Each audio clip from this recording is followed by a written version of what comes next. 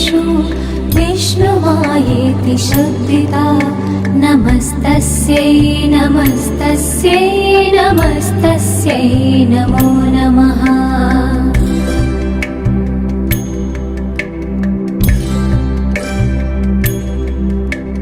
या देवी सर्वभूतेषु चेतनेत्यभिधीयते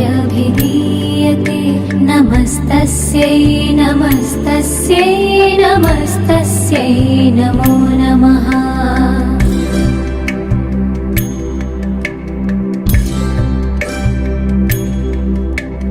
या देवी सर्वभूतेषु बुद्धिरूपेण संस्थिता नमस्तस्यै नमस्तस्यै नमस्तस्यै नमो नमः।